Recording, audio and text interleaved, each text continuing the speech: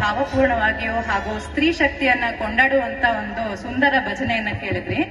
ಇದನ್ನ ಕೇಳ್ತಾ ಇದ್ದ ಹಾಗೆ ನನಗೆ ಮನಸ್ಸಿಗೆ ಬಂದಿದ್ದು ಅಂದ್ರೆ ಕರ್ನಾಟಕದ ಇನ್ನೊಂದು ವಿಶಿಷ್ಟ ಕೊಡುಗೆ ಇದೆ, ಅದು ವಚನ ಸಾಹಿತ್ಯ ಅಲ್ವಾ? ವಚನ ಸಾಹಿತ್ಯ 12ನೇ ಶತಮಾನದಲ್ಲಿ ಬಸವಣ್ಣನವರೆಲ್ಲ ಸೇರ್ಬಿಟ್ಟು ಮಾಡಿರೋದು. ಇವತ್ತಿನ ದಿವಸ ನಾವೊಂದು ಬಸವಣ್ಣನ ವಚನ ಮಾಡಕ್ಕೆ ಟ್ರೈ ಮಾಡೋಣ.